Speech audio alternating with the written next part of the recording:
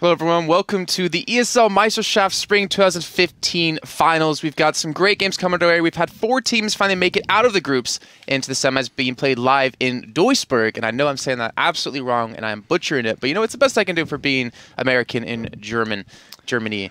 Anyways, I'm Jason Kaplan, joined by Alex Rashid and Richard Sim, and we already have our first game getting underway between Evil Sharks and Euronics Gaming.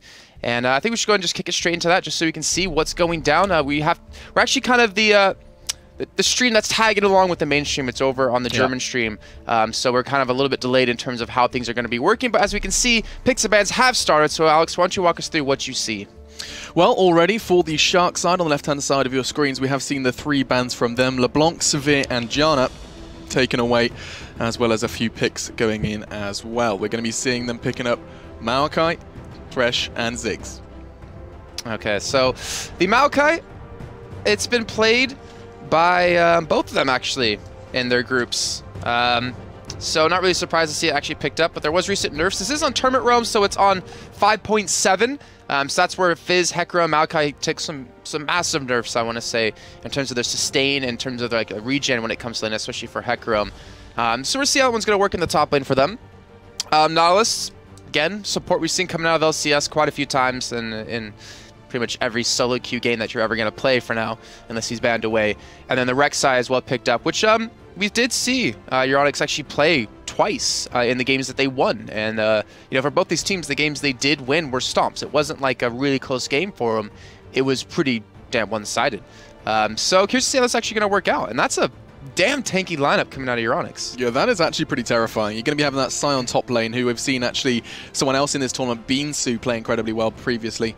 So I'd be interested to see how that one shapes up. Of course, Beansu playing for Mouse Sports, one of the favorites in this one. Be interested to see. And they'll be coming up later against Planet Key Dynamics. So we'll see how that one's going to face up. But for our first semi-final, we're going to be seeing 2 very contrasting lineups. Already we see the Maokai, Thresh, and Ziggs. And I see a whole lot of lockup there when I see Maokai and Thresh. Ziggs, of course, a picker I feel like we haven't seen too much of as of late, so we're going to be seeing him once again make a reappearance to the mid lane, and just waiting for that confirmed AD carry that they seem to be hovering over. Kalista, again, another kind of mobile champion. Be interested to see if that does get locked in. And looks like we're going to have the final 2 picks confirmed. We're going to be seeing Sejuani in the jungle as well. Very common pick and a very strong pick at this point, and I'm interested to see how well they can maneuver with that. I'm just seeing out of Euronics' side just these long-lasting team fights that no one's just going to die, and it's going to take forever for someone to go down because you have the tanky Nautilus, you have the tanky Rek'Sai, Sion. I mean, you don't have a lot of damage between them. You have some, decent knockups, some decent, well, yeah, out of Sion and Rek'Sai, you have a lot, actually. And then you have Nautilus, who can put up a knockup with his ultimate, not to mention the CC from his passive, his anchor, and his E to slow you down from running away. But it's all going to be on the back of Shantou, and they need to have a strong mid lane. I'm not really sure what's going to be going in middle. They're sitting on Aatrox, which I'm assuming almost certainly won't be picked up. Ahri is definitely more of a likely possibility. So they have a lot of damage out of Ahri, a lot of mobility out of Lucian and Ahri together. So they're 2 carries. It looks like they're going to be relatively safe for the most part. Going to be really hard to lock down. You're going to need a nice Sejuani ultimate. And if you miss that or you whiff it somehow, Maokai, NoWayFu is going to be left kind of all alone when it comes to the push into the team fight. So ESG, I kind of like their lineup. The only downside I see to it is if Ahri or Lucian fall behind relatively early on, then they're not going to have much damage, into that mid game until they do farm up and get the items they need. Yeah, I understand that. And I mean, when you see the Rek'Sai, something I feel like a lot of people can, like a little bit of a trap that some people can fall into with Rek'Sai is starting to pick up the kills themselves. I've seen it time and time again. You'll see a Rek'Sai who does have that early game presence and then will fall into that trap of taking a couple of early kills and trying to run away with it on their own.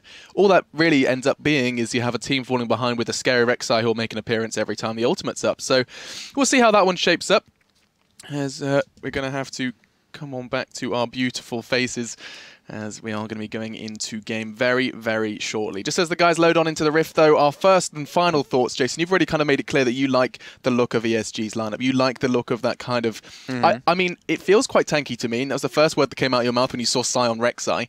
But now it's kind of... Now you've seen the completed package with Nautilus as well as the kind of the 2 damage dealers, Ahri and Lucian. You still favouring ESG? In terms of composition. I was just writing down the picks as well. I'm trying to get them all written down just so I have them for future reference. I was doing the same. I'm not ignoring you, don't worry. No. Yeah, so tanky is what they have. I'll do the same. One thing I like about their team is that they have the great mobility out of Lucian and Ari. Like, you have dashes out of both of them. Ari obviously has 3 of them. Lucian takes a little bit more time to get those going. I really like that. That's something that just is kind of really cool to see within a team. Then you have the tanky front line. That's going to be like an impenetrable wall. You have Ziggs who can do some good poke. Callista who can get locked down relatively easy, but I'm not sure how easy it's going to be for this team. You don't really have any like point-and-click hard CC except maybe Nautilus. But the front line, like you have Thresh who I'm sorry, can't really act as much as the front line as Nautilus can. Doesn't have that inherent tankiness when you have Nautilus. You can pop a shield on based off of his health. So if Maokai and Sejuani go a little bit too deep, I feel like Ari and Lucian can just take them down before, you know, the rest of the team's there to back them up. Yeah, I mean, there's a good statement about the kind of the contrast between Nautilus and Thresh, but playmaking potential in bot lane. Surely Callista and Thresh have that advantage. I feel like, especially if Panda's on point with his hooks, that is going to be a very tough early game for Shantal and Sazed. Yes, there'll be damage. I mean, you can see Ignite on Sazed means that they are going for blood. I noticed Sazed, actually. He was running Kennen in their groups. That's right, I think you were casting those, yeah.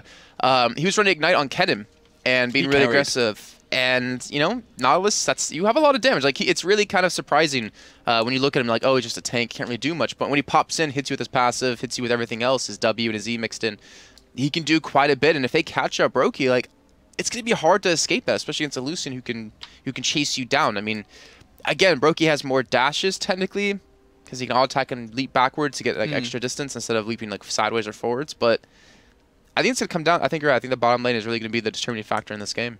Yeah, that and the junglers. I mean, I already touched on Llama who I have seen on Rek'Sai before in the qualifiers, or sorry, in the groups, excuse me. Yeah. But we haven't seen too much from Phantom Yo on that Sejuani, so that's going to be the kind of unknown factor for us. I feel like we've casted Euronics like in a monthly recently. I'm pretty sure we did. Because we saw Llama. That name rings a bell, doesn't it? Yeah. Well, all of them do Sazed as well. And Avenue and Llama. Like, I feel like we just casted them. We have recently. And a Go for monthly. Yeah, and I'm pretty sure they won. So we'll see how that one shapes up for them. Of course, there are 2 other teams that are going to be playing later on today. We have Planet Key Dynamics and Mouse Sports, who you're going to be seeing as well. And I think it is time to finally put the Rift on your screens as we're ready to get on with Game 1 of the ESL Meisterschaft. Okay, so over on the blue side, we're going to have Evil Sharks with a lineup of Nowhere For You on Maokai, Phantom Yo on Sejuani, Demonize, I guess we can call him, on Ziggs, Brokey on Callista, and Panda on Thresh. On the other side, what you walk us through for Euronics Gaming? So on the red side, we have Sartorius in the top lane, Rocky and Sion in the middle, jungle, Llama on Rek'Sai. In the mid lane this time, Avenue on Aria. Popular pick for him. And in that bot lane, Shantal, Rocky, Lucian, and Sazed, once again surprising us with an aggressive Nautilus support. I'd say they do start things off. Sazed just going to be putting up a ward, I think, over that wall into that Tri-Bush. Just spot out Brokey on that Callista, trying to maybe just get some early vision, early control. I'm surprised to see Sartorius not actually go for a camp in the beginning. And he popped a Crystalline Flask, actually, off the bat. So that might actually hinder him unless he's, in fact, going for some early jungle and then head back to base and teleport back top lane. I'm expecting to see Maokai do the same. Nowhere For You to take the Raptors, and then we'll be spawning in just a little bit of time. Look at this. But there's an invade coming out of ESG. We'll just call him ESG, because it's easy for everyone at home to see that. As ESG pushes in towards the bottom side, looking for some sort of control. Huh. And it seems like the HUD skills just moved.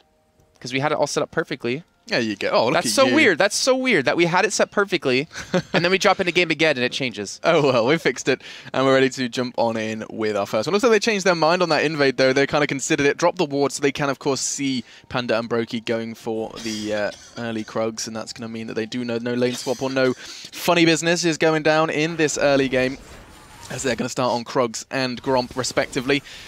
And I think the thing I'm most excited about this one, especially in the early game, is to see how that bot lane shapes up. You are talking about the early camps, and it looks like they are actually both top laners going to start doing just that. Sion probably going to go for that death murderous rampage on towards those wolves, and he is going to do just that, as is Maokai going to be doing that in a slightly easier fashion, as Sartorius just wailing on the wolves to get that early experience. So both top laners going to be heading on back to top lane now, as the first game seems to be shaping up pretty evenly. It's so funny to see that. Like, he intentionally dies. Like, who would have thought you'd be seeing someone intentionally die in the jungle just to kill a camp quicker. Unless you're like Kog'Maw. I don't know. That's funny. Either way, so he does get the early level 2. Same thing with No Way For You. Returns back to lane with a ward. Take an extra health pot or 2 just to help out. And I'm curious to see how that top lane's going to go. I think it's just mostly a tank battle. Sion, I think in 5.8 he was recently nerfed with the damage off of his E, so his wave clear got, kind of shut down a little bit. So in 5.7 on Tournament Run that we're currently playing on, definitely still a strong pick. Yeah, very strong pick and can really cause a bit of havoc, as can Llama. Look at this presence from him. If he'd have just made a little peek over towards blue buff, he may have been able to do something with that. Phantom played that smart. He wasn't moving. Like, he was just because you you dance, like you hop back in between attacks on the blue buff to kind of minimize the damage. He just sat there. And that might have just saved his blue buff. It could have been sniped away by Rek'Sai. Either way, though, the mid laners are going to be going at it, and this feels like we've gone back in time to see Ziggs and Ahri hitting it up once again. Demonize is going to have the advantage that, of course, he can be able to assist those lanes with his ultimate, as opposed to the roaming that Avenue is going to have to be doing. We'll see how the mid laners contribute to this fight, but so far, the brawl is primarily going down in that bot lane. No discrepancies starting to form in CS just yet, as it seems to be pretty even. And no one wants to take the first move in this case. I say that as Sace looks to just be kind of trying to zone them away from anything they possibly can. And I think it is going to quite literally be a case of intimidation in the bot lane.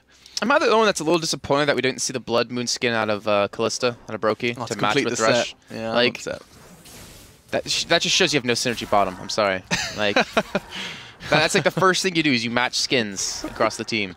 But yeah, so he was able to force him back a little bit. I think it's just going to be a relatively slow early game. I mean, we're in Europe, keep in mind. So have we ever seen a full pool party in a game? I wonder. I don't think it works. I know, it's not who is there? There's Leona, there's Graves, there's Ziggs. Lee Sin. So you got jungle. Who's the top lane, though? I don't remember who. Leona? There's another one. No, Leona's support. Yeah, I don't know. Is there a pool party AD carry? Graves. Yeah, Graves. Yeah. Anyway. They need to get on this. We got a little distracted. We are going to make a pool party tournament happen at some point. I'm definitely... well, I mean, it's spring now in Germany. It's starting to get a little warm out. We might do a little pool party ourselves. Let's do it. And we'll see how this one shapes up as well, as Llama Bear is going to be heading on back for his first shopping trip. Going to be picking up his first jungle item. He's actually opting for the Skirmisher's Saber. That suggests he's going to be maybe spending some time in the enemy jungle as well. Looking to mark up Sejuani. He's going to be trying to push Phantom Yo back. We'll see how that one shapes up. We're going to be seeing the Rangers Trailblazer, though, on the other side of the jungle, as this top lane, as you expected, really, is going to be basically Maokai farming as best he can, Sion doing a little extra damage, but just tanks, basically, but punching each other occasionally. Yeah, and you keep in mind, in 5.7, his heal off his passive was nerfed. It's based off his level now, so he needs higher levels to get the better percentage out of it. So it does take away and cut away from his sustain in lane quite a bit. Hecarim as well had some changes, but he was banned out by ESG. Since we have seen Hecarim top lane out of the Sharks. But either way, just a relatively slow game. I mean, we're only 6 minutes in. You know, I'm used to, because yesterday I was casting some Counter-Strike, I'm used to like the fast-paced action kind of thing, and you take a step back and realize, it's a very methodical game, League of Legends, trying to outplay your opponents, and both teams don't really have great comps necessarily to catch out a person like for some early ganks. No, you're right. There are a few tools at their disposal. Of course, that charm from Avenue is going to be making more and more of a difference as time does go on. On the other side, though, there feels like there's a few more tools with Panda on Thresh. Of course, you have that kind of scary Sejuani gank, which can get even scarier when he reaches level 6, which he is just 2 away from now. But yeah, you're right, back and forth, and they are just going to be basically trying to get any advantage as we say that. Looks like Llama Bear's about to make an appearance in that bottom lane as he realizes, or at least he assumes that isn't warded, he's correct. And it looks like Phantom Yo may be joining them. Well, they actually pinged him out, so I think they know he's down to his bomb side. I think Llama Bear was just tunneled and saw someone moving in the jungle, so I'm assuming that's how he noticed. But that's why he was kind of sitting bottom side waiting for a counter gank to turn that around against Phantom, who just kind of committed to forming up the Krugs, and then now heading back down towards bottom. Might be looking for the gank, but look at this. Look at this. The Lumberjack, he's coming down bottom. And this is a 4-man gank. This is going to be dirty. Panda gets hooked up. Going to get slowed down as well. Here comes Rek'Sai from the side. Sejuani there to stop it, and stops the ultimate, eats the charge, and pulls Santoris back in towards the turret potentially. And then the teleport coming in from No Way For You as well. And it's just a complete muck. No one getting kills. Do you know what we haven't noticed? Is he's rocking the Lumberjack skin against Maokai. Well, you must have, as soon as you said lumberjack, you started to realize, right? You pieced that together as well. Oh, we missed the trick. Either way, he didn't cut down the tree. He didn't cut down the tree. Not just yet, anyway. There's no way for you managed to get down there with his TP to aid that fight. And we are going to be seeing still no blood spilt yet on the Rift. Look at the amount of presence Llama has around his own jungle. There is a huge amount of tunnels just spread out across that side of the map, and he's going to probably have a huge amount of I don't think he needs to walk anywhere. Well, I mean, he does. He just takes tunnels the entire way. Like, I love it when you see a Rek'Sai running away and they've got this like trail of tunnels to get away. I've seen people do it where like they have a tunnel here, they have another one here that comes out, and they literally don't have to move when they leave base. They just hit tunnels, click tunnels and tunnels and tunnels. And I mean, from this one, we're going to be seeing with Llama mobility, he hasn't gone for particularly aggressive early stop, but that's probably because of the lanes in general. I mean, now Ari has reached level 6, or well, 7 now. Oh, actually saying that, Phantom Yo is going to be trying to back up Ziggs. He did get caught out by the charm I was just talking about. Stacey's trying to make something happen in the bot lane. Panda connects the hook. Shantao is going to be trying to do something, dashing away as he realizes his mana is a little worse for wear. But Llama Bear's there to back up, and Sharks are out of there, as they're going to be trying to swim away, and they're going to get away with ease. I say that, the flash comes in, as does the exhaust in response. They're just going back and forth, butting heads, and Brokey just going to be throwing out those auto attacks to push Sazed away from that fight, and that's going to end with, once again, a flash. Whew, but no blood drawn. I hit the knockup with Brokey's ultimate by throwing Panda back in, but he was able to flash away from the hooks, he was able to survive. And no first blood given up, now 9 minutes in. Phantom Yo off to the sides, level 6, he could dash over the wall and come in for potential gank with that ultimate. And you can see the Sharks are trying to show that as quick as possible to maybe go for it, but instead, looks like no kill's going to be happening, no gank's going to be coming back down that bottom side for Sharks. One thing we have noticed, ESG, they're the ones being the aggressors. They're the ones forcing these fights and these ganks to happen. And Sharks are just being the ones to sit back, play around that, and now potentially pick up a dragon off of it. Looks like there's going to be a bit of combat in the mid lane. Demonize has used his escape though, but Avenue has no health. This could actually go one way, and it's Demonize just throwing down the auto attacks, throwing down the Q. Not quite going to connect onto Avenue as he's forced to use his ultimate defensively. Dragon though does get picked up, and that's the first step in increasing the advantage for Sharks. We're going to be seeing a very minor gold lead, but that's of course just from the CS. You can see primarily from the mid lane, we're going to be seeing 13.1 to 12.9. 200 gold to separate these teams at this point. And Dragon buff 2, which is going to add a little bit of impact, but not relatively early on, so it's more of like a mid-game, late-game kind of thing. I believe it was 5.8 where Dragon was changed. And Centaurus is going head-to-head against Nowhere for you, but again, it's just, you can't cut that tree down, and once he builds a little bit of armor, it's just going to be too tough. Like, again, I don't really expect any kills to be coming topside unless the junglers do interact, and even at that rate, like, they don't really bring too much damage. Like, Rek'Sai, I think, will bring more than Sejuani, even though Sejuani still has that like max health damage off for W. But again, I think it's going to come down middle and bottom, and with the way the gold lead is, with 10, almost 11 minutes in, with how passive it's been, even though we've had a couple of ganks towards the bottom side, I wouldn't be surprised to see like a 15-20 minute first blood. But all that does mean is that there's going to be a real pace to this game. Like you can see how it is slowly building, and you can see both teams really just.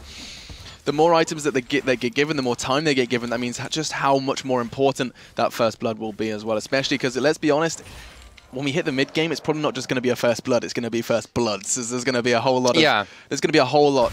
It's like a ticking time bomb. It is. It really is. And the longer it ticks away, the bigger the explosion's going to get. We're just waiting for that moment for that the primer to set things off. I'm surprised I remember that word. The primer, I'm proud of you. Thing you light in the bomb. Anyways. You know what would be really cool? This is like last time I got off topic for this game, I swear. You know in Mario, the little moles that dig underground? Those like big little moles you played on SNES? I'm sorry. I didn't play too much Mario. That would be a sweet skin for him. That would be a sweet skin. Bombside gank coming in! Oh no! As we're talking about moles, we do see one man put in the ground himself. It was Brokey who gets taken down, and that was courtesy of a very close call with Shantao's ultimate. Not bad, not bad. So they do get the first blood. It looks like things will go back to being passive, though. It looks like it's not going to be that ticking time bomb we were expecting. The Llama Bear was looking for a gank on the top side. Will be spotted out by the football sapling. And we'll just back away. But 12 minutes in, first kill coming from the side of ESG. And remember, guys, this is a best of 3. So it's going to not just be one game. So they could lose out in the first one and come back in the next 2. Both teams not letting that first game go. You can always look at it in different ways. The first game, you can be crazy if you want because, you have to lose 2 to be out. or you can play it standard, get a first win under your belt, and then be a little bit crazy in the second game. So we'll see how that one changes, see if anything gets a little bit crazy. And I'm here to see what No Way For You is going to build. I'm pretty sure... I can't, for the life of me, remember the name of the item that speeds you up with the catalyst and the bracers you buy. Catalyst and the bracers you buy. I can't remember the name for the life of me. I just don't know why. But I don't think he's going the Rod of Ages. I think he's going that speed up one because that was definitely of Ascension? No. It was like the helmet. It looks like a helmet. Righteous Fury. Yeah. Glory. Righteous Glory. There we go. Yeah, see, there we go. I think he's going to pick up Righteous Glory. I think that was nerfed in 5.8, but again, we are on 5.7 on Tournament Realm, guys. And with that, I mean, there are a few now yet to take make an appearance. Sorry, that was hard to say. You got Righteous Glory. It's all good. Yeah, I got that one. Either way, though, that gold lead for ESG, all off the back of that slight advantage, really, from that first blood. And so we'll see how Sharks manage to play this and try and maybe stabilize. I'm sure they will. Just 1,000 gold separating these two teams, as Dragon will probably, and I don't doubt, will be the next kind of brawl between these two teams. You can see the sweeping coming out. That's the second time. Is so confused. He's like, I feel like they know, but how do they know? Jason highlighting exactly how they know as they just walked through a ward that is actually going to be timing out now, but I think pretty sure ESG are going to keep their eyes on Phantom Yo until he makes an appearance elsewhere on the map. Llama Bear, though, will be... No, I don't think he was spotted up, but now it's going for the take. The teleport coming out of Centaurus. He's coming from the backside with his ultimate, and the flays, everything, everyone getting knocked up constantly, but nice Citron ultimate does allow him to get away, but here comes Sion. Sion trying to do his best he can. He does just that. The hook does connect, though. Has already one man down. That's the AD carry. That's a big portion of their damage taken away already. Flash's force. Panda is in retreat, and it looks like he may very well be taken down, but no, the wall steps in as No Way For You eats up that culling from Chantal. But that means that bottom turret is going to be under a lot of scrutiny as the wave does get cleared up by Maokai. The Redwood, that is No Way For You, just blocking off every shot from the choline. A little bit rough to hit around him. Rek'Sai will be coming back down towards the jungle. But again, bottom lane, they're focusing on getting Chantal fed. He's got 2 kills under his belt. He's tied in CS. He's working up towards, it looks like, an Infinity Edge. And he's getting strong, you know? Avenue, he's farmed up pretty well. He's not that far behind. He has a Luden's Echo now done, so he can wave clear a little bit quicker. Even forcing Damon Eyes to use ultimate just to clear out the wave. It looks like he wants to go back, potentially. 600 gold to spend, so we'll get, I think, a new Sarge Rod in his pocket. But we're seeing the game plan out of ESG. That's the important thing. Like, if we're noticing it, Sharks should notice it, that they're really focusing on this bottom lane. And if they can shut Chantal out of a fight, then maybe that's all they really have to do to win. I mean, 15 minutes in and the top lane has been down bot twice. That's the hint they need to take and realize that we need to do something in response to that.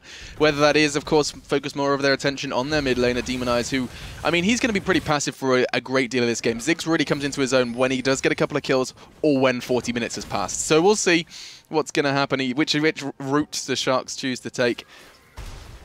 As once again, we're going to be seeing the farming train continue in the top lane. CS, though, for those of you at home, 117 to 135. We see that slight discrepancy favoring Sion for ESG.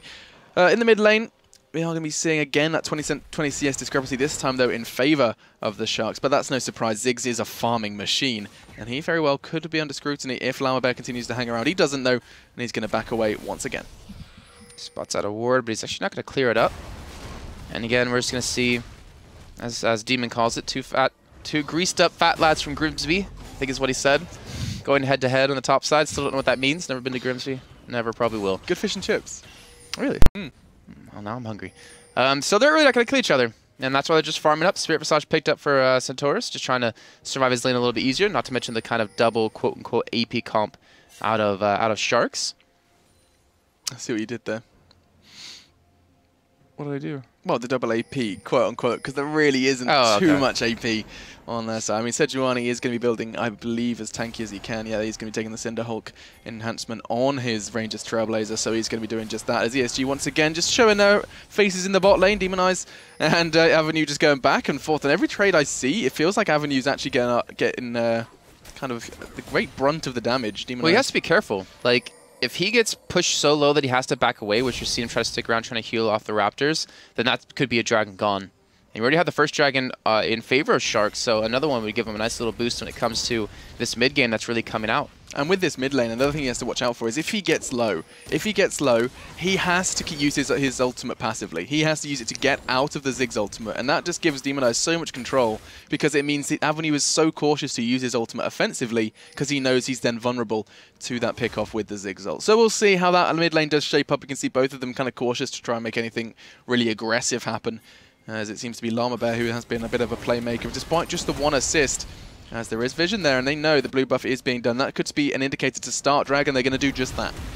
It's a nice ward placement coming out of Llama Bear. Very like, good. Really nice placement to just scout that out, and they go straight for Dragon. This should be there. There's nothing to stop it. Ziggs ultimate could be the one thing that could do that, but won't even come in. And there we go. ESG picking up their first Dragon of the game.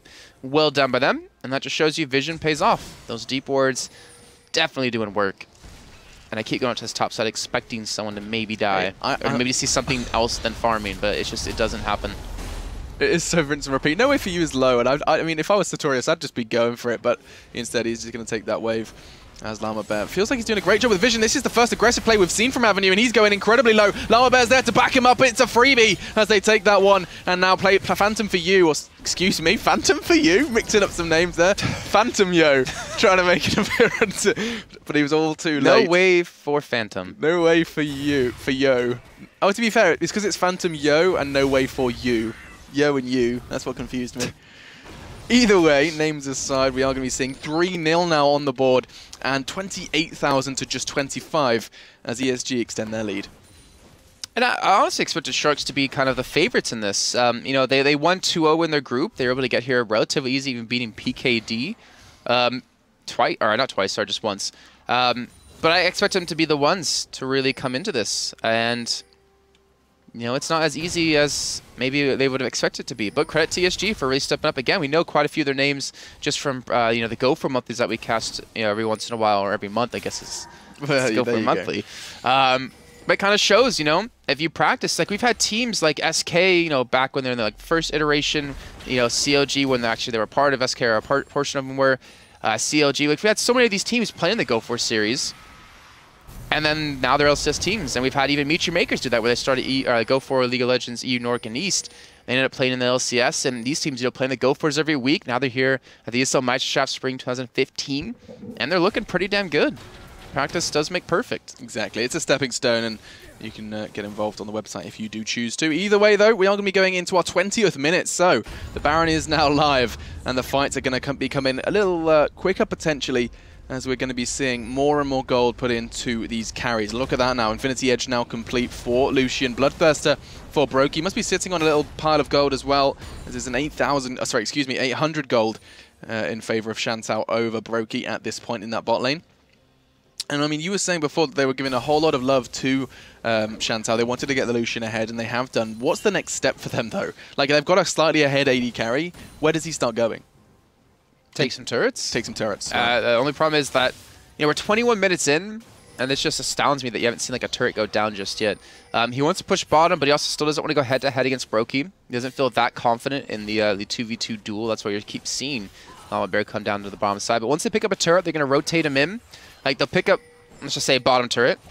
They'll rotate in towards middle, get this turret, or rotate towards top and get that turret. Like, they're all relatively low. You look on the side, the ESG, and the bottom one's low. The mid hasn't even been touched. The top, not that much damage either. So they're just looking for, you know, a little bit of damage here or there.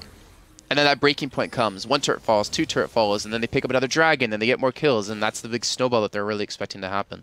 And so to start rolling that snowball, all eyes on bot lane. It's all on to Brokey and Panda to defend their turret for as long as they can. There's more Vision being placed down. There seems to be a real kind of victory for Vision. If you look at the map, there's a whole lot of red. As here comes a fight, you can see Panda is trying his best to get the jungler involved. Say's going low, but he is Nautilus after all. There's the Sedgel. Here comes a TP. This is going to be a brawl.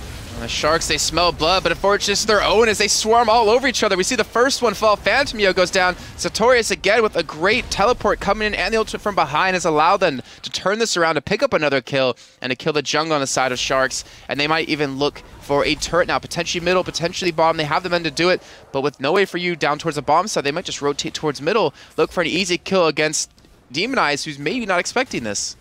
He's going to be potentially under a lot of threat. You can see Llama is kind of orientating himself around, but maybe, just maybe, they're going to make a return to bot lane. I think they are. Here comes Rek'Sai. Panda is in retreat as best as he can, throwing his support to the turret, but that turret's low. There is potential for a dive here, but with Drake coming up in just 1 minute 40, they may be looking for something a little more passive. That's such a sexy, like, escape mechanism. I never thought about it. So he grabs Thresh with his ultimate, throws him away. Thresh puts the lantern down for him to take it. It's like a double entendre.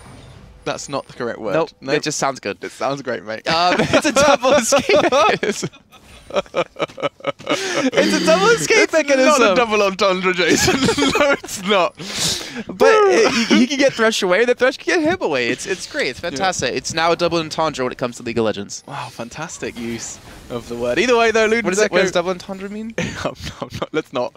Let's not. 23 minutes in, though, and Llama and Phantom Yo are just going to be, once again, clashing as they seem to be battling for vision. The point I was trying to make before that massive fight was just how many wards there are in the enemy jungle. ESG are doing a great job. I think that's probably courtesy of Llama primarily. He has, of course, picked up that Sightstone, so he's been doing a real kind of top job in getting that vision, especially the offensive vision, as it seems to me that maybe we're going to be seeing the same thing from Panda. You can see he has just adventured into the enemy blue buff territory to try and get something down, but Seize just says nope, and the vision is gone. It's on a journey to find out what a double entendre is. Maybe he'll tell me when he figures it out. Either way, we do have Knowledge Rek'Sai again coming down towards bottom, looking for this turret, looking for potential dive. Phantom Yo, though, arriving to the party to help out. But the AD carry, Brokey's not here, and this should be a free turret. ESG, they just have to commit to it, and there we go. 24 minutes in, with 4 kills under the belt, they finally pick up their first turret. Definition of a double entendre is a word or phrase open to 2 interpretations. One that's usually pretty, like, risque. Okay. There you go. I'm going to give you a proper dictionary definition of how wrong you were.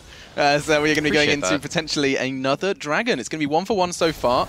It looks like ESG are going to be given their second free Drake. We haven't seen too many fights around Dragon just yet, as this is going to be another one, I assume, given away for free. Phantom, again, a bit late to the party, but he is just grabbed out of that one. Nice and safe. I feel like this Thresh is really kind of... he's been doing a great job. There are, of course, no kills picked up so his score doesn't represent just how much he's been doing in terms of mobility and in terms of general kind of peeling I feel Panda's been providing. You're going to do something like peeling bamboo, weren't you there? No, I just love watching. Oh, Sion charging down the line. I just saw a smoke on your face. I was like, what's he doing? It's pretty cool. But he will lose his turret. So we have a turret trade 1 for 1. Sharks able to pick up the top, but losing their bottom. Now I'm expecting a little bit of grouping to happen. We're at 25-minute mark. We still have yet to see a kill come in for Sharks. I remember actually Joe and I were casting not too long ago where we saw a perfect game. 0 turrets taken for one team, 0 kills. And then we also saw a perfect best of 3 actually. Where they got 1 turret in the second game or something like that. But ESG, at the rate they're playing, they're not giving up any kills. They're not giving up anything. Well, other than that turret. Other than that turret and that early dragon, which they really couldn't contest. And, you know, they have the 4,000 gold lead. That's being reflected in items as they do start to trickle in 1 by 1. They're even looking for a cheeky little, maybe catch out in the enemy jungle as they do still with the... Oh, they might be able to get on Phantom. As the ward comes in, the hook, the anchor just missing out. And now here comes a no way for you.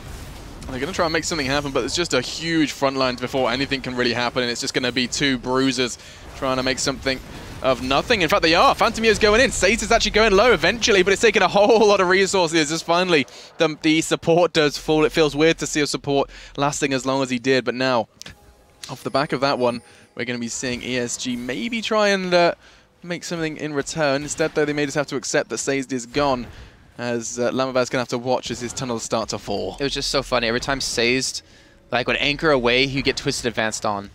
And he's just like, leave me alone. I can just hear him screaming, leave me alone! Yeah, I just want to leave! And he's like, nope. Just keeps grabbing him every time. And it's unfortunate for him. However, able to ult back in towards middle to maybe help out if this turret does get sieged down. But they have the AD carry there with Brokey on the bottom side. Not actually less hitting, so he's actually shoving the lane out. He's not going to be able to do too much damage to stop that. Some shopping has been done as well. I mean, if you look at Avenue, he has just managed to pick up his Rabadons. That's going to be a whole lot of AP on top of that Luden's Echo. Then a Spirit's Visage for Llama. I mean, that's actually kind of an indication that he is worried about the AP presence, as well as wanting to get some self-healing. I mean, there truly is a lot of magic damage. I mean, I still call it like 2 because Maokai and Sejuani together kind of make a person. Yeah, like 0.5 each. I see that, yeah. So they're mitigating a lot of damage. They have to worry about Brokey, though, who has a Last Whisper already done. So the damage he's doing is going to be ridiculous. And once he builds a little bit of AD on top of that, maybe some attack speed if he wants to go that route, he can really shred through, the tankiness. But you have Sartorius, who has the Frozen Heart. So that'll pretty much make him unkillable for the most part, at least at this stage of the game for Brokey. So as long as he shoves Brokey out of the fight, Brokey's not going to be able to do too much. Yeah, and I mean, we have that 2-to-1 Drake as well as the wave. It's just going to be cleared up, but to no avail by Demon. But you're right. At the moment, we are going to be seeing 44,000, I can't read, 32-39.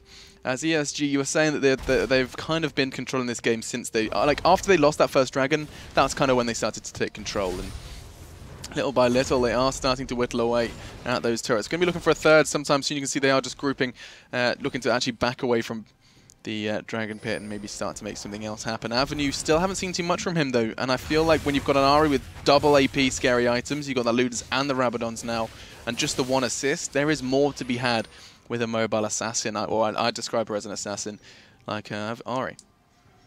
Well, she's definitely mobile, and she definitely has the possibility to get down towards bottom. We could have seen maybe a 5-on-4 fight. I'm not exactly sure why she hasn't been down towards bottom when they would go in for those ganks and just turn it into a 5-man push. Maybe just trying to defend the turret, maybe just trying to keep Demon Eyes back a little bit. I'm not exactly sure. But either way, I mean, he's kept his farm up. He's at 300 CS 28 minutes in. That's not bad. Not frogging level, but not bad. And he's got his items built. So I guess what he didn't provide early on, he's still going to provide here in this late game. He certainly is. And we're kind of talking a late game. I feel like that is somewhere we're going to have to start looking towards, because these guys are not in any hurry. As you say that, though, a kill does go down. We're going to be seeing another one under the belt of Shantao as he made something happen in the mid lane. Man to go down was Panda, though. As his build path is looking interesting. He's going to be going that Righteous Fury route once again. Sorry, Righteous Glory. I'll get it right one day. Is that like a WoW thing, Righteous Fury? Yeah, that's like a Paladin spell or something. Oh, God knows. There's a whole lot of games in my head. Either way, they are going to be making the push towards that top lane. We were saying they wanted more turrets, and they're going to try and get it. Only one man standing between them, though. And it is a chunky tree, but he has no hope. As I said, Avenue needed to do something, and he does! Wow, what zigs! As he is just deleted from the rift. The turret falls almost in sync with that, as we're going to be seeing 6-1 now, as the gold and the kills extend. 6-1, 30 minutes in. 6,000 gold lead. They're continuing this pace, drag it up in 30 seconds, so they're going to start to rotate down towards this, going back, buying up, spend all that turret money in the CS that they've been able to pick for a majority of this game. Panda, though, just checking out Baron, make sure it's not being done as we hit that 30-minute mark ticking over. And they might be able to respawn. They might actually go for Baron if ESG go for Dragon. They do have one ward. I'm sorry, just to spot them crossing. I'm still just getting over being a little bit ill. To spot them crossing down towards it, so they now know it's potentially being done, but they're not going to go for Baron. They're not going to be that ballsy. Well, I mean, a third dragon certainly isn't too shabby. That's going to be exactly what they need. The third one, of course, giving them that 5% movement speed, making it already pretty mobile lineup even more so, as you're now going to be having an extra chunk of movement speed on top of that. Llama Bear is going to be trundling around that map now at 100 miles an hour. As is Satoria, Stalk of the Devil, as Jason has a little obsession with this charge as he gets that lane with style. So, just the one kill, just the one tower, just the one Drake. And it looks like Sharks are going to be looking to try and break that that record. As they are going to maybe... I mean, I feel like right now they need to group, in my opinion. Sharks have not really... We haven't seen them grouped for a while. Yes, there's a huge advantage on the side of ESG, but roaming around as this kind of bot lane is not going to render too many results. I think they're just waiting a couple of items before they did want to group. I mean, with the way ESG's been playing, again, they're the ones controlling the pace. They've had bottom lane shoved out constantly from Avenue, who's been forcing Brokey to sit down there and just farm it up for the most part to not miss out on too much CS. So you have Avenue who can kind of rotate around the map a lot quicker than Brokey, since he has the ultimate. And I think that's kind of what's been stopping them. Like, ESG are just still trying to control this pace, trying to get Shantao even more fed, as he has his Infinity Edge, Bloodthirster, Sack, Shiv now done. Only sitting about 900 gold to spend after that. But I don't know, I feel like both teams are just playing this one really slow, really cautiously. And I feel like you can afford to be a little bit ballsy. Especially on the ESG side. Like, you have a big lead. 6,000 gold. You have your carries pretty fed. So why not be, that extra aggressive? We already saw Avenue pick up the 1v1 against Damon Eyes, and even Damon's just a little bit scared to leave his tier 2 turret at all.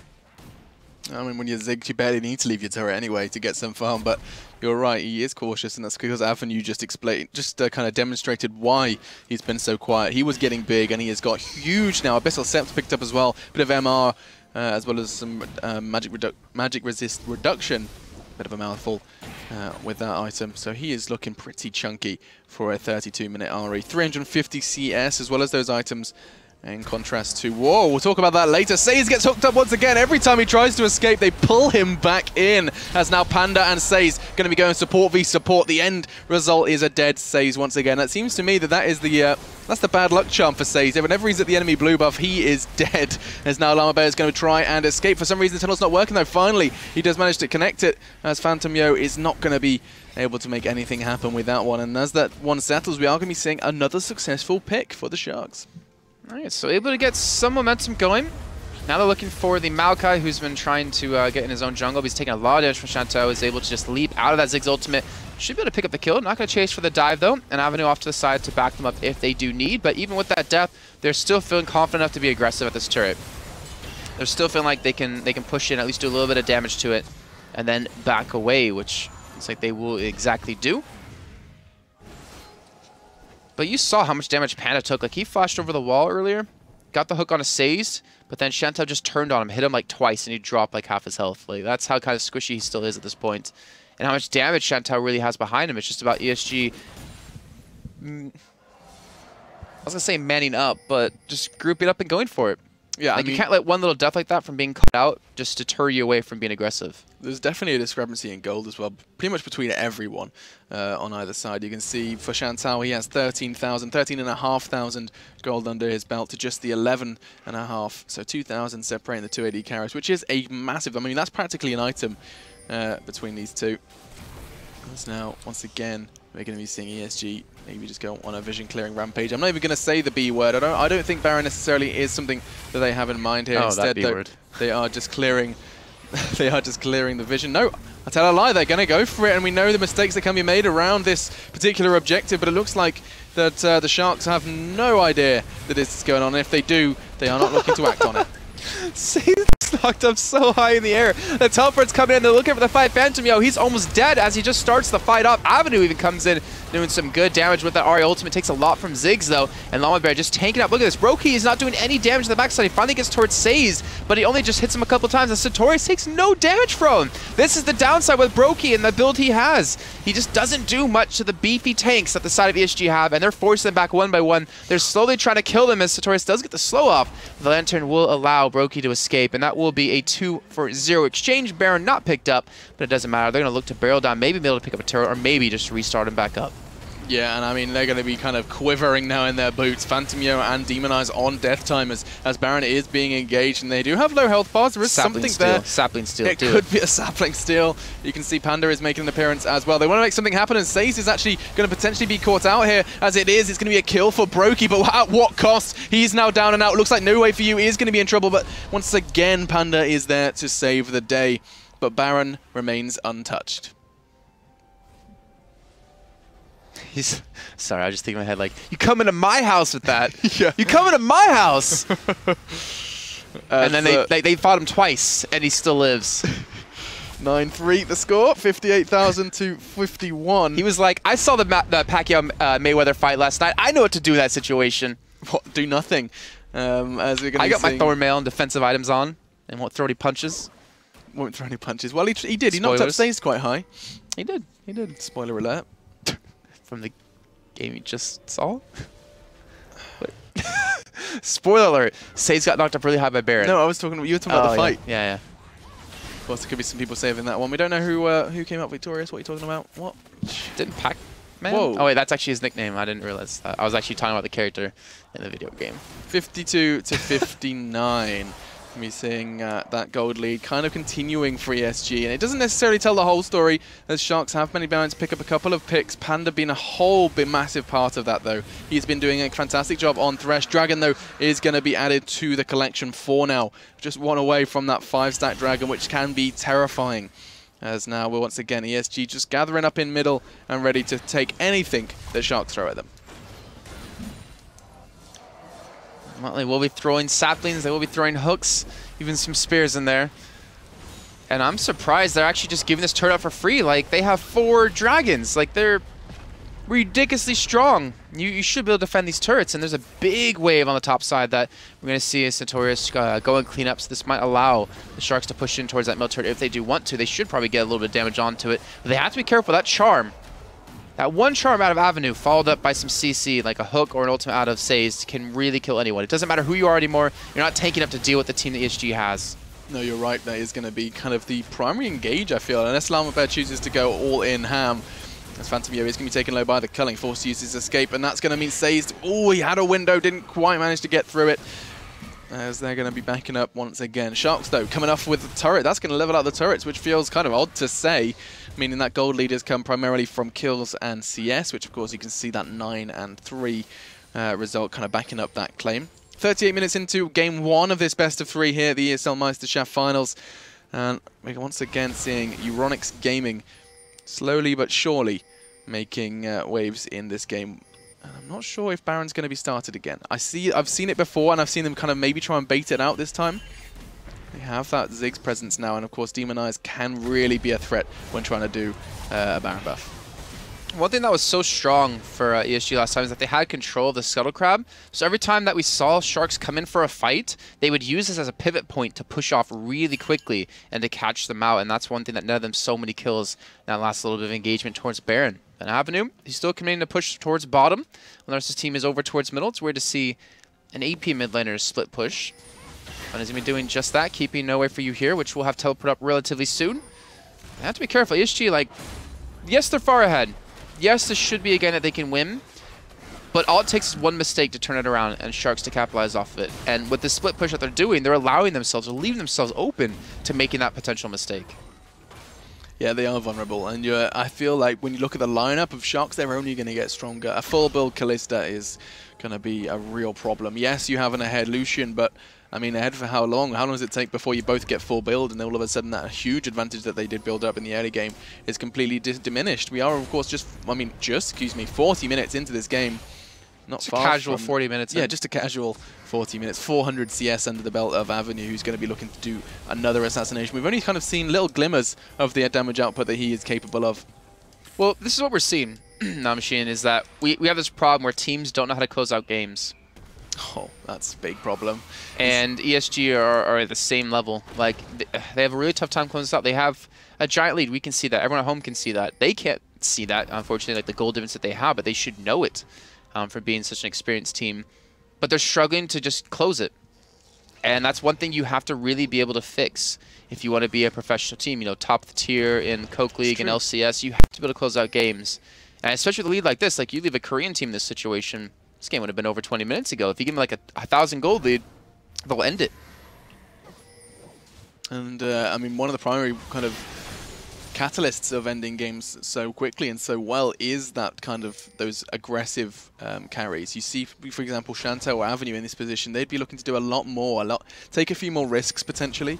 And we do see a bit more risk-taking in the higher scene. But then again, you also, it kind of contrasts with how Sharks have been playing this one, which is again that catch-up game. And I feel like they've been playing it incredibly well. Not giving them too much. Again, they have given them 9 kills, but in the meantime, we have seen that level turret destruction as they are going to be starting to do Baron. We'll see how this one shapes up as Sharks are starting to potentially take Baron down, and that would be a bit of a leveler as here comes the fight, and it's going to be a big one already. Turrets are falling, as are bodies. First man to fall is Panda, looking for more though, as Shantal looking to continue to rain down damage. Avenue's so cautious despite having so much damage at his disposal as ESG are brought down incredibly low, but their AD carry keeps on firing. It's a triple now for Shanto. No way for you. Backing away, Demon Eyes has no health whatsoever. Oh, shuts down the dream as Demon Eyes with just a millimeter of health manages to pick up 3 alongside his teammate. And that was a 3-for-3 trade. Look how low they are. I think Shantel was trying to go for the penta off of that, charging straight into No Way For You, and then expect the arcane smash to finish him off. But 3-for-3 trade. Baron wasn't done, and the lead's still going to stick around, you know, static point. Though Shantel did die. That's a lot of money that they just made off of him. I don't actually see who. I went to actually nowhere for you, so he got extra tanky off of that. Unfortunately, didn't go over to Demonize, who could have used that extra damage. And that is a giant lumberjack, almost as tall as those turrets. But he didn't really do anything in the fight. Like, he had the disruption, which was nice, but if he had like a little bit of damage off the back of him, then that would have been ridiculous. Like, the thing is, they focused Panda down, which was really confusing. And then we saw Avenue go for like a, well, let's see, he was over here, and he flashed over the wall and then ulted into them. Yeah. And got like the middle of 2 or 3 people of like the damage dealers, which was like a major mistake in that fight.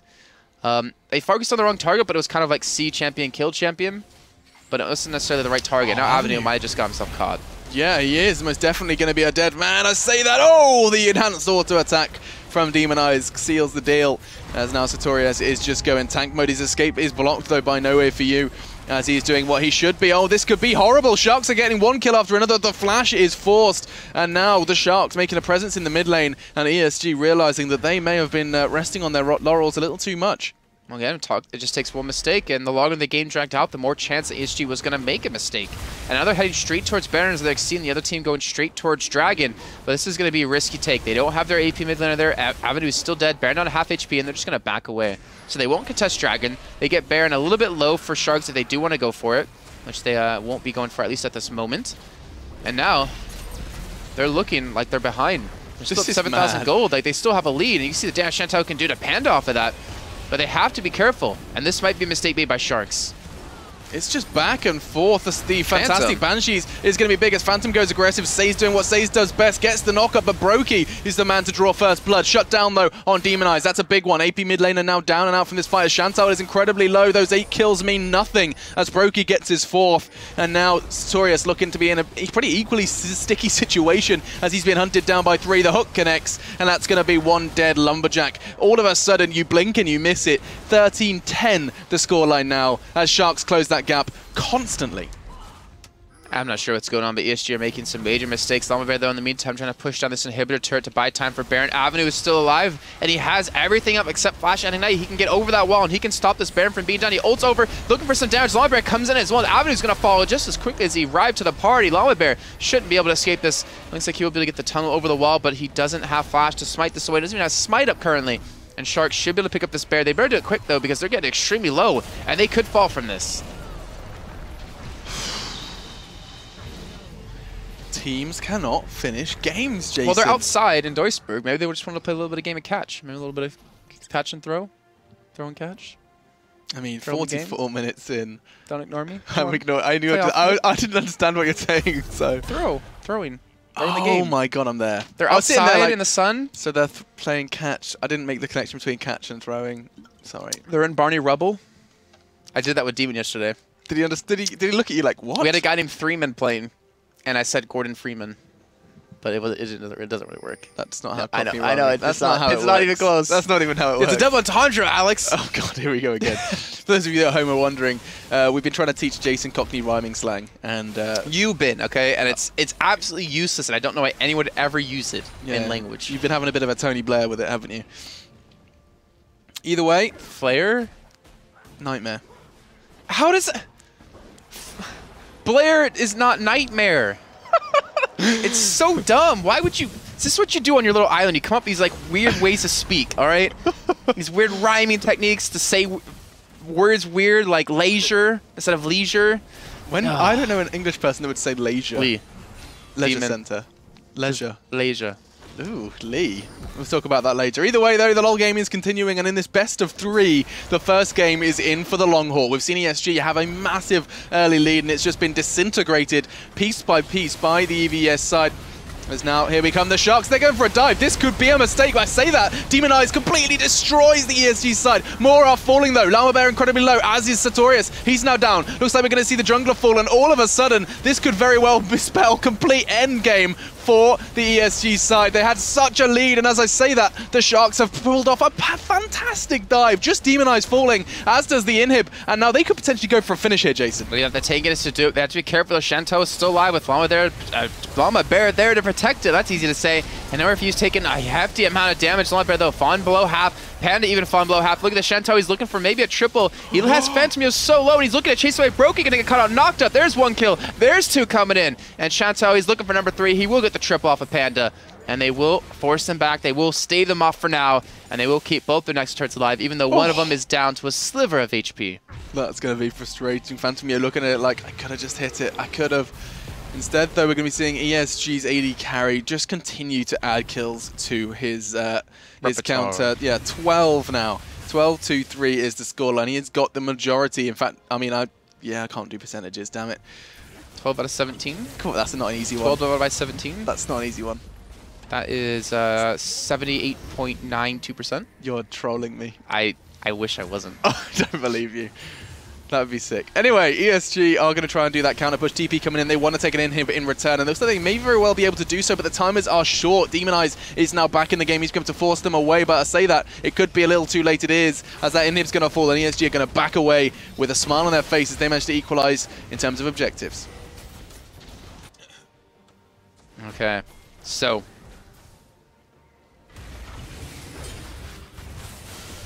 they do steal with a red buff. They do steal away as much as jungle as they possibly can. So they have a middle inhibitor down. They lost their bottom. Yeah.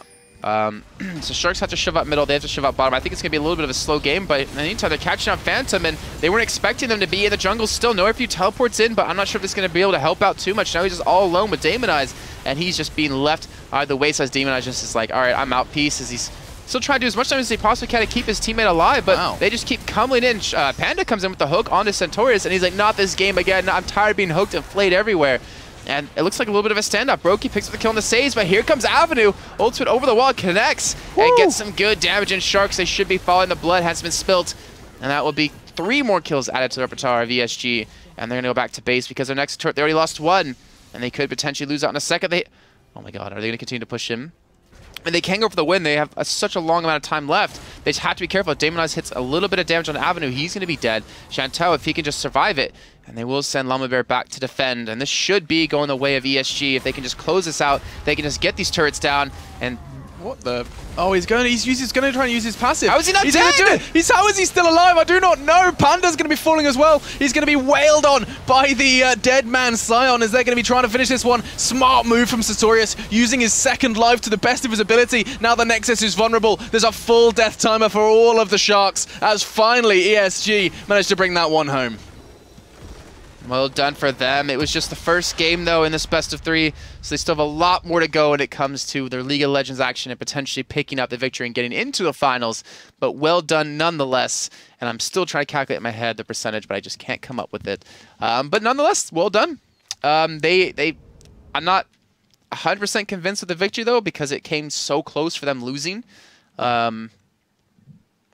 Like, they actually could have just completely dropped out of the game with that mess up towards Baron, and then the turnaround with the push in towards the bomb inhibitor, and they lost that, lost the turret. But Chanteau, luckily for him, luckily for what they did in the early game, they got him fed enough to make it possible for him to carry. I mean, you say carry. He managed to basically save his team in that last fight. I mean, like, they were in the base. There was 2 players left, and he got that triple, which he needed to pick up.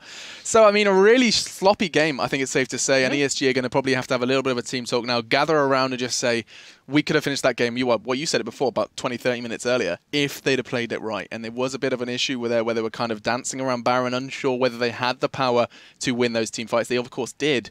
But it's just be able to recognize when they're ahead and I think they knew they were ahead. It was just more of like a how do we finish the game kind of thing. Like they were scared to push, and you saw when finally the Sharks got some sort of advantage. They had Baron, they just dove on the turret and got more kills. And the thing is, they didn't have as many tanky guys in terms of numbers. Like they had 2 tanks instead of up against 3 on the other side, and they weren't even as tanky as the other 3. So it's like they are still able to dive with just those 2 people, and yet the other side was too scared to do it.